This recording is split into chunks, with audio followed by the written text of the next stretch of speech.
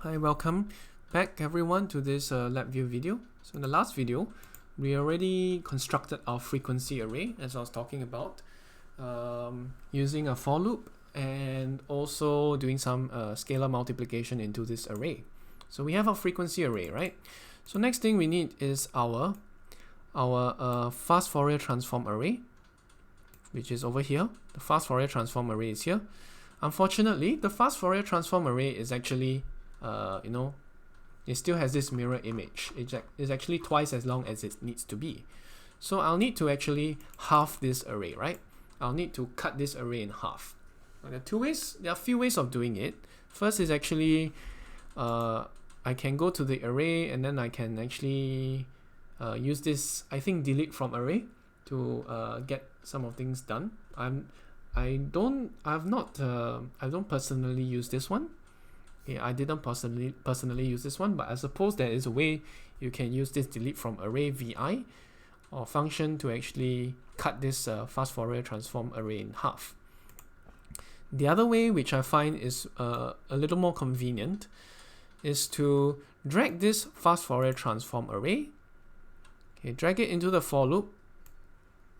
Okay, and you will see this thing here. So remember, every time the loop goes through the iteration, it will search for the index I. Okay, it will search for the index I. All right, so it will start from the left hand side, right? Because that's the first frequency. So you'll start from the left hand side, and it'll keep going until this FFT size divide by 2, because that's what I used to program for this n over here in the last video. As you can see now, all of this is getting a little bit messy, but I guess that's just a thing about Labview. Okay, it gets a little bit messy, so there probably needs to be a way to tidy all of this up. But I'm not going to talk about that in this video. I just like things tidy. But anyway, so remember, it will only read up. It will only read up to the FFT size divide by 2 for this for loop. Okay, so I can just actually drag this out here. Alright, I'm not going to do anything. But the array that is being put out, it's only half the size that of the original input array, which is this over here. So remember, this array, this array is plotted over here. So you want to chop it in half, and you only take the left hand side. Okay, so that's what I'm doing here. The chopping in half happens because I only have the FFT size divide by 2, and that is the number of iterations this for loop goes for. Okay, so what Labview will do is that as it goes through this for loop, it will read the elements of the fast Fourier transform array up, and then it will put it into a new array. Okay, and you'll do it for this FFT size here, you divide it by 2. So that's the number of times that this process happens. So I'm actually going to just make an output array here. So this is the LHS of FFT array. Okay, so this is the left hand side of the FFT array, and I'll just put it here. Okay, as you can see, it's actually a complex number, but for now, just don't worry too much about it yet. Yeah, let's put it here, and let's try running the thing. Okay, so we have all these numbers come out, and you notice that these are all complex numbers. Complex numbers are there, I think, because of the phase. Okay, when you do a fast Fourier transform, you actually have include phase data. I think that actually is included into this complex numbers here, but we don't really care too much about that. We only need to care about the real part if we want to look at the amplitude and what are the important frequencies of note. Now, if you want to do a power spectrum, we of course need to do some complex conjugate of this, and then we multiply it together. Okay, that's the proper way, but I'm not going to touch on that now. I'm just going to actually just plot the arrays. Okay, I want to do an XY plot. So this is it. I want to plot this XY graph here. So this is the end result I want. Okay, I want to plot my frequency, the absolute frequency in hertz, versus the LHS, the left hand side of the fast Fourier transform array. Now, unfortunately, this XY graph, the formatting of the data is not quite well suited for arrays. So there's an intermediate step you need to take. All right, what's that intermediate step? Okay, the intermediate step is to use this thing called bundle. Okay, this thing called bundle. Okay, so basically when you have array data, you need to use this bundle function, and then you can put it into the XY graph. Okay, I'm not going to explain too much what that is now, but just know that when you use arrays, you need to sort of bundle them before you go and put it into the XY graph. Okay, let me change this thing from output array to index array, because that's what it is. Okay, this index is 0, this index is 1, blah blah blah blah blah. Okay, so anyway, I want to do this output array. I want to start bundling the arrays. Where do I find the bundle? Okay, so I'll go to this thing called cluster, class and variant.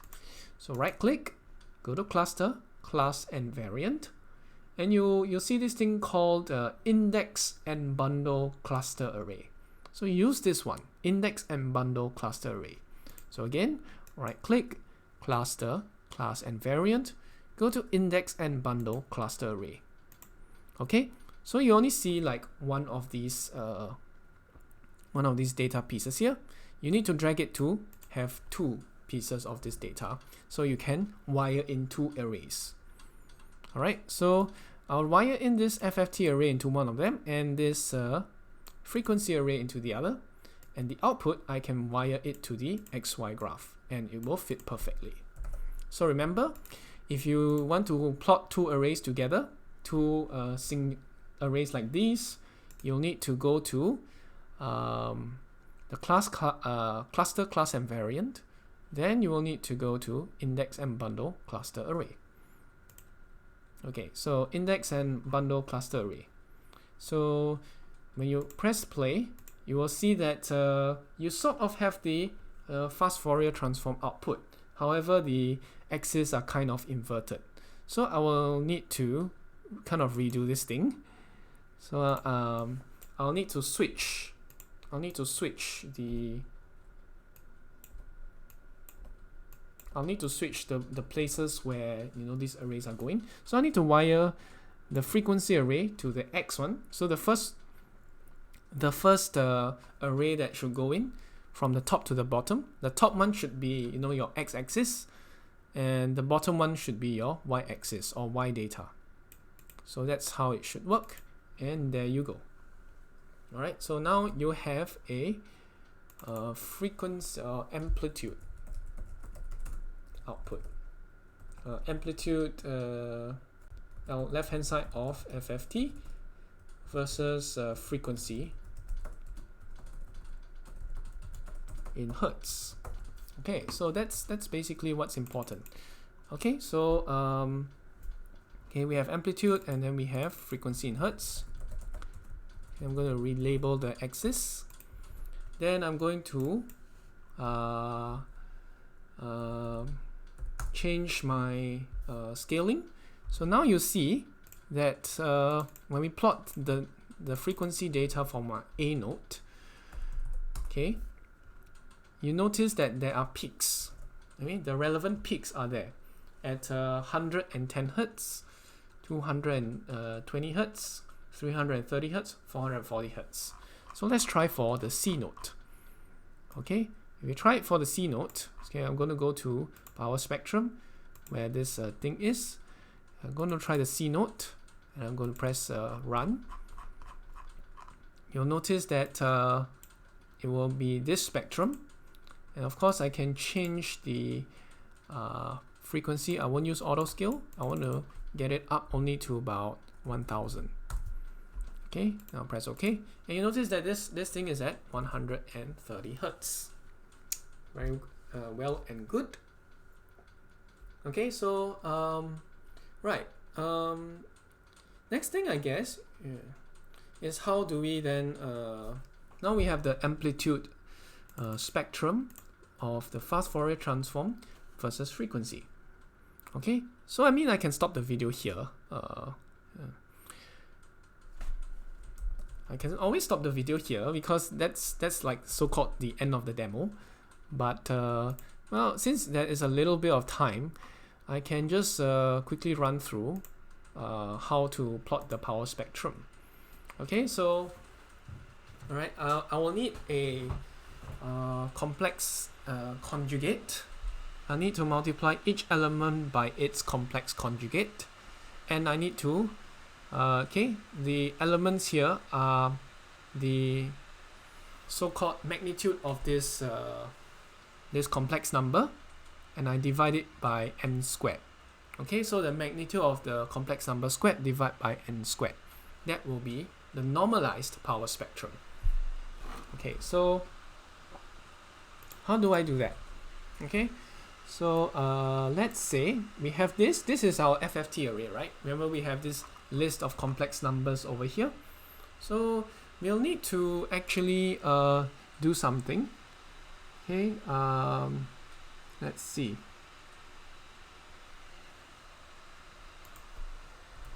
Okay, so anyway, we want to deal with complex numbers, right?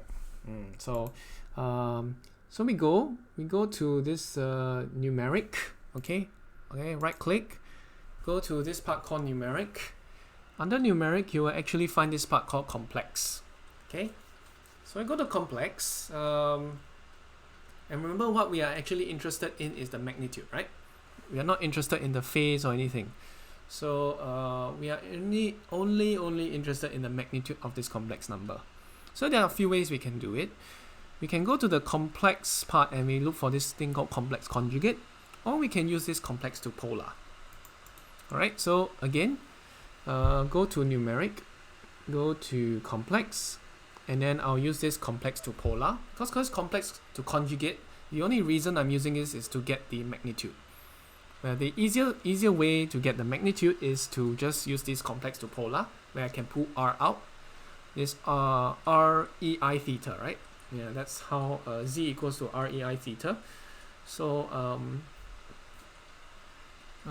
yeah, I want to just pull the magnitude out and then I square that magnitude and to get my power spectrum.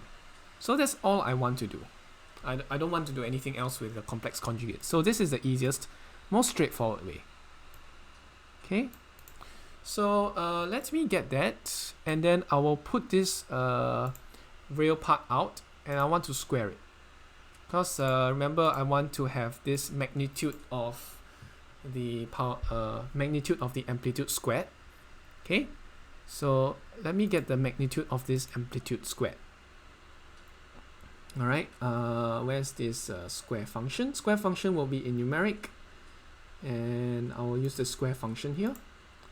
R will go in here, and then I will push this out.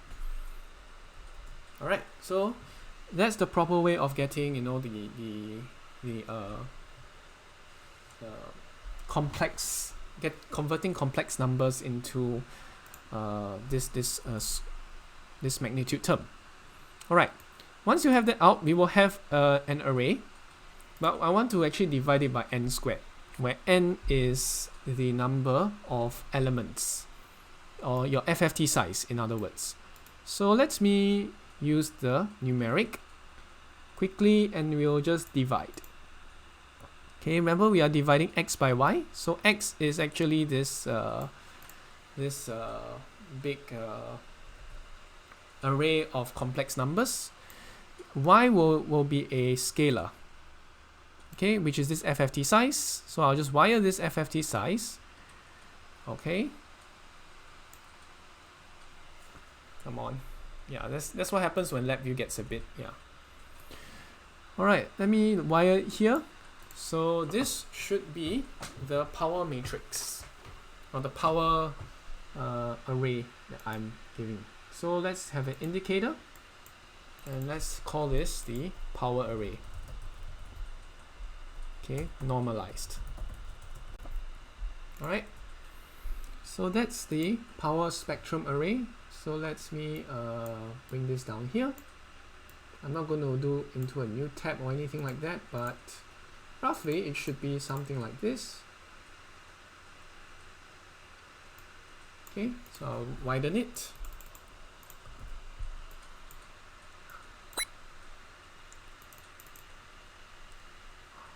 Okay, so this is a power array. I'll press play, and you'll see that all these numbers are out, and they're all real valued. Okay, so what's the next step then?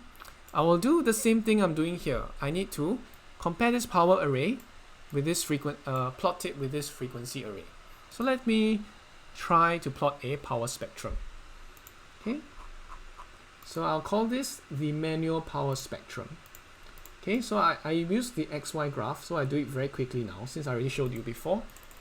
Okay, power spectrum. Okay, manual. All right. So what do we need to do? We need to use this function again. What function is this? It's called index and bundle cluster array. So let's go to index and bundle cluster array under cluster class and variant. All right, and then I'll pull this thing out again. Okay, on the top I should have X values, so that will be my frequency array. Bottom I shall have my Y values, and I'll put this into the manual power spectrum. Let me press play. Okay, so now you will see this power spectrum. Okay, I have not done it in decibel plots yet. Now let me do this frequency in hertz, and this is the normalized power spectrum. Yes, I think I forgot something. Actually need to divide it by n squared, not just n, because the FFT size is n. I need to divide it by n squared. Let me delete this, and let me square this, and then we divide. Square first. Yeah, so that's something I forgot. Right here. Okay, so I need to divide it by n squared and not n. Then I'll put this here. Alright, so there you go. There you go. Okay, power spectrum should be out now.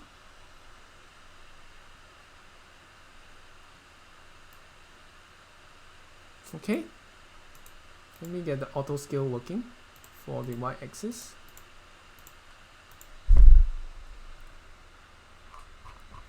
Okay, this is unusual, but okay. I think something a little buggy went off there.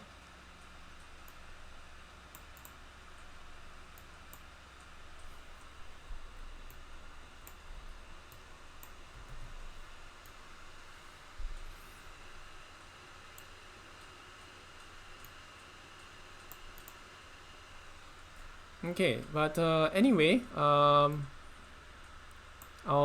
maybe talk about that bug later. Okay, but basically we have this power spectrum, right? Okay, we have this power spectrum. Okay, so it's plotted against frequency, and let's see.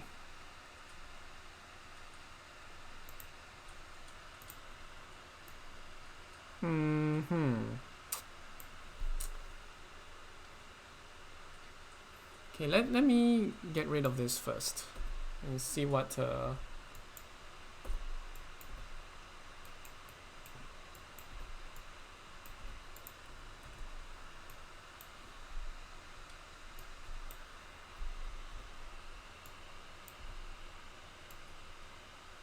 let me do a non-normalized power array first.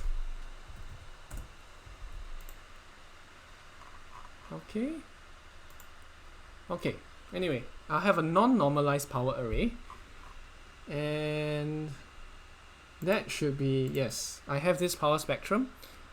Okay, I'll just have the non-normalized version first. Okay, Okay, so while over here it says I'm supposed to divide it by n squared, I am not dividing it by n squared. Maybe I can fix that bug later, but I have a power spectrum now. Okay, it is not normalized, but I want you to see that when I switch this to maybe 1000 Hertz, okay, I have three distinct lines here. One at 130, one at about 264, one at about 396. Now if I actually change my Y amplitude to a log scale, I'll be able to see all these characteristic lines. Okay, so I mean, this is roughly what the power spectrum should look like, though it is not what we see here. If I compare this to 1000, okay, I will have this plot, and of course I have it in decibels. Decibel is basically a log plot, nothing too much, but you see at least the shape does look somewhat okay, just that you zoom into a different part of the graph. Okay, I still need to scale it by a factor of n squared in order to get the correct power spectrum. Okay, so right now at least we have something that's here. Let me try the scaling again. Okay, I'll do a reciprocal this time. I'll square this FFT size. Okay, let me create an indicator here. Alright, so for some reason this is actually a negative number. I don't understand why. Now look at this power spectrum, it looks pretty interesting. Yeah, this is a negative number. How come this thing is a negative number? I don't understand.